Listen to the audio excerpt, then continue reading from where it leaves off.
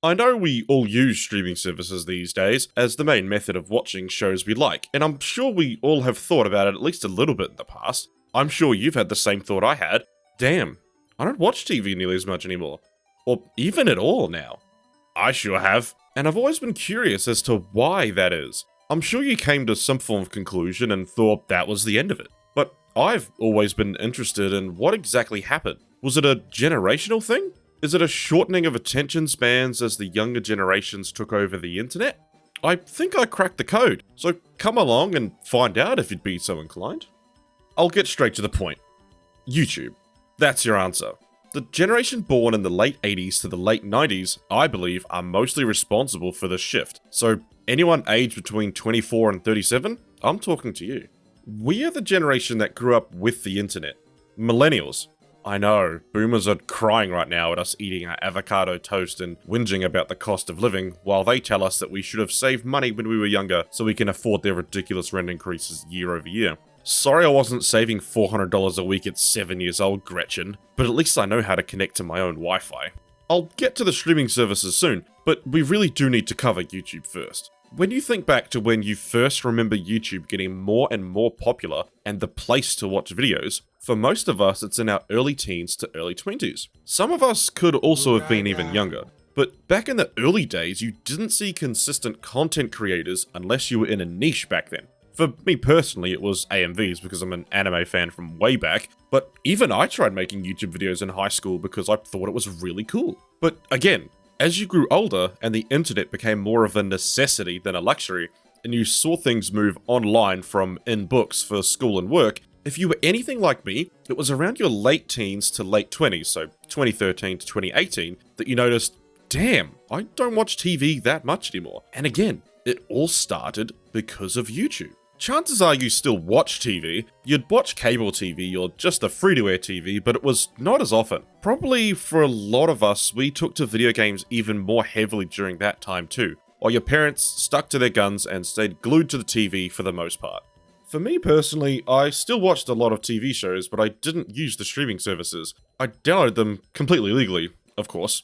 At least in New Zealand it still was. And for ages I watched them and was slowly catching on to finding YouTube channels I liked watching who uploaded consistent content. And then from there, for me at least, I got over watching TV shows and have been a YouTube main ever since. This is sounding like a video on YouTube at this stage, and I kinda agree, so let's end this section now and move on to the streaming services. So you're probably wondering right now, wait, you just explained your experience yet didn't mention Netflix or any streaming service at all. This video is about streaming services though. And you're right, because I never actually went through a Netflix or streaming service phase myself. I kinda just never got into it. I have a Netflix account, but I haven't used it for years now. I've just been stealing my brother's for years and years, although that doesn't happen anymore. Fuck you, text on the screen. I can talk about whatever I want. Anyway, the point I'm making with YouTube was that it gave us what traditional television could not, which streaming services also noticed and could provide as well. Choice. With television, the networks that own the specific channel decides what shows go on, when, and for how long, when the ad breaks will be, and if there will be any changes. Sure, there are hundreds of channels per country, so you'll probably find something you can watch, but even still, it's really limited. You can't just watch what you want to watch. It's giving you the illusion of choice. You can choose, absolutely, but only from the channels that you pay subscriptions for, and even then you can only watch what we're playing when you want to watch, and you get no say. Television is one of the very first subscription services, but then a platform like YouTube comes along and is not the first, but does blow up as the premier video sharing site, and now people are able to make livings off of making content. But you can argue this too, there's the illusion of choice with YouTube, but at least I can click off of a video if it's not holding my interest and find something else. With TV, you are way more limited. And television is live too. It's a live broadcast, so there's a chance shit can go wrong, which can be entertaining at times. But if you miss something, then usually it'll end up on YouTube because every show knows it has to have a presence on YouTube. And they want all the views and clicks they can get. I don't know if they know it, but TV has to know that YouTube is a direct competitor for your attention. And for years now, YouTube has been crushing the competition. See what I mean? Even when I try steer away, YouTube comes right back because it's so pivotal in this. Anyway, let's get to Netflix, the OG streaming service. Interestingly enough, Netflix, the video-on-demand streaming service, launched just under 2 years after YouTube, the former being January 16th, 2007, and YouTube being February 14th, 2005. Fundamentally, they were different platforms, but Netflix, the company, was actually in the TV show and movie rental business since 1997. Yeah, I didn't know this before researching, but they used to get people to pay for them to mail a DVD to the customer's house, who'd then watch it and mail it back to wherever Netflix HQ was at the time, which seems wild to me, especially considering Blockbuster and smaller country-specific rental companies were still in heavy use up until what felt like 2010. Obviously, over the years, they dropped the per DVD fee and went to unlimited via subscription, and then on that fateful day in 2007, Netflix, the streaming service, was born. As internet became more accessible and speeds got better, not counting Australia and New Zealand for a while, might I add, more and more users were signed up to Netflix. Revenue kept growing, subscribers kept growing, more deals, more money, more shows, more money. Development of TV apps, as well as the technological upgrades, God, I haven't even touched on them, Netflix kept on exploding year over year.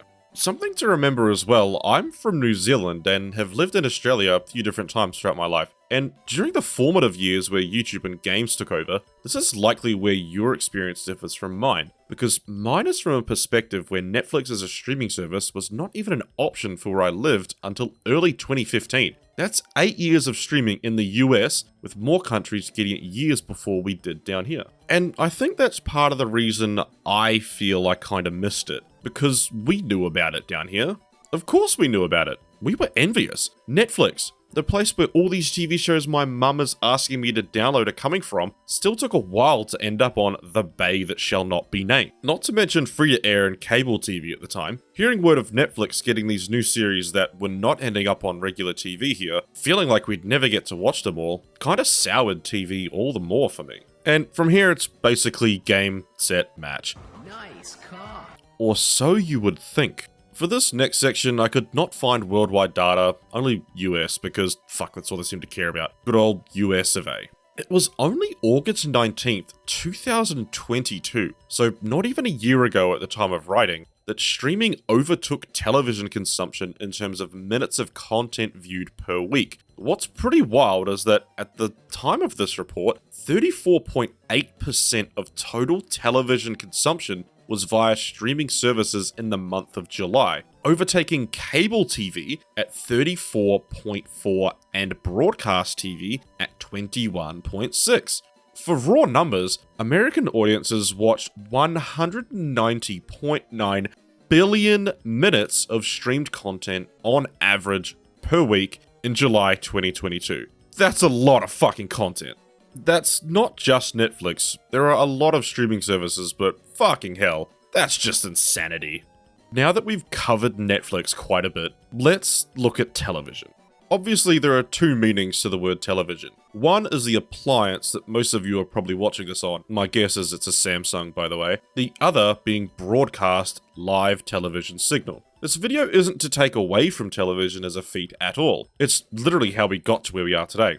I'd love to do a deep dive into technological advancement maybe someday. That'd be a fucking undertaking, so let's just keep it short here. This video is more to convey that television is the old, and streaming and on-demand content of the viewer's own choosing is the new.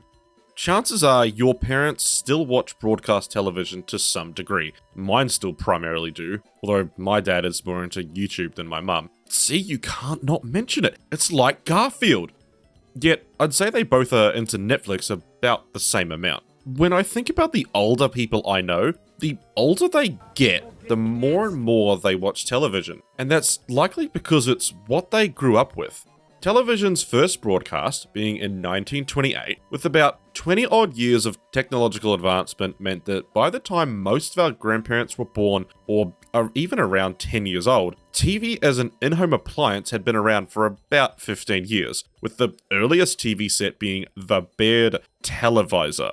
And obviously there had to be TV shows on TV for there to be a reason to buy one. So the development of the television set as well as television broadcast material came hand in hand. And with it, more advancements in technology and TV shows as well. But to be honest, Other than watching TV or going outside or playing with toys, they didn't have many options back then. So really, it's a lot like us. It's what you grew up with. And don't get me wrong, some of the older generations have caught on to YouTube or streaming services. Hell, I'd say video streaming services a lot more than YouTube as a source of entertainment. And there are probably some of you who still watch regular TV, but I'd gather that a lot of you probably only watch it because either someone you're there with is watching it, or it's a show that's still only exclusive to TV, which I'm sure is a very small percentage of TV viewership that's definitely on the decline. Just like picking your nose, it's learned behavior. It's comforting for us. It's what we grew up with. And it's been the thing we've done for years and years. It's just been consistent. But TV as a form of entertainment, I don't think is on the way out at all. As I mentioned, streaming only overtook TV viewership as a whole last year. But with streaming becoming more popular, you're gonna see a decline in TV viewership. That's just how it goes. Alright, you just spent a long time talking about this. What's the entire point of this? As mentioned before, it's to ask you why you chose to stop watching TV so much. I mean, I'm in a situation where I don't even have access to free-to-air or cable television, because I know I don't need it or want it. Because why? None of the shows I want to watch are exclusive to TV. Most of the quote-unquote shows I watch are series on YouTube for me, or it's a series on a streaming service, or a special, or a documentary. Ultimately, it comes down to what I choose to watch, because I actually have a choice. Do I feel like watching something that will make me laugh? Then I can go looking on YouTube. Something more serious? I can go looking on Netflix. Or do I not really care and just want the almighty algorithm to tell me what to watch? Do I let my recommended shows or clips or videos take me down a rabbit hole? I don't know. If I choose it, then it shall be so. But it's choice. Television, be it cable or free-to-air, gives you the illusion of choice. You have 300 channels and you can't find something to watch? What kind of snob are you? I almost feel like television is a cult, an addiction people who have been watching for a certain number of years just can't seem to shake. And most of us here now managed to shake it or didn't hit that threshold. We were given the power of choice and we took it and never looked back. I know I certainly haven't. Ever since I realized that YouTube or streaming services had enough, ever since I recognized that there are other options, I can't bring myself to watch regular TV anymore. There's a deeper issue in regard to shortening attention span due to the type of content we consume. The joke about everyone having ADHD levels of inability to stay on topic or hold focus probably is a byproduct of content having to be fast-paced to hold the viewer's attention. I mean, look at the difference between the stuff you watch on YouTube versus what's available for streaming or on television. The standard television episode model has been cast away in favor of fast-paced, bright and active videos which keep your eyes looking and your brain analyzing. Go watch any MrBeast video and then go watch whatever is on your regular TV channel and you'll see what I mean. Short form content like TikTok, Instagram Reels, and YouTube Shorts being the primiest of exampleists of this phenomenon. That shit blew up because it's so rapid. It rewires the brain. I definitely feel flashy and quick content has played a big part in the declining attention span of us for sure, but back on topic. For me, the big thing that drives me away from regular television is the ads. Hello! The unskippable fucking ads. They knew they were hated. No one likes their show being interrupted, so set-top boxes and devices were developed to enable you to skip them. It was a massive selling point for these devices.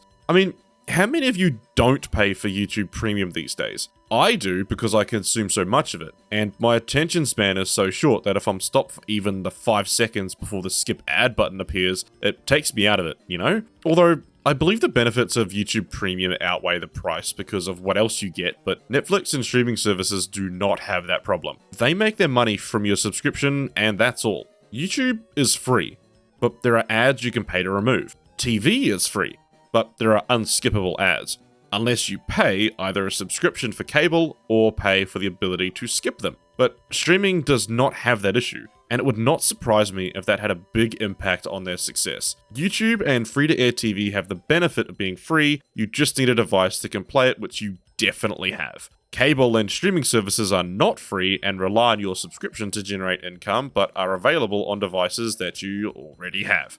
They're all fighting for your attention because time is the most expensive currency. I'm spending time making this video. You're spending time watching this video. Metrics and numbers don't care about if you learn anything or even remember what you watched. They don't care if it has any bearing on you whatsoever. All they care about is the watch time and that you chose to watch them. So, I thank you for spending your time watching this video, and I'll catch you in the next one.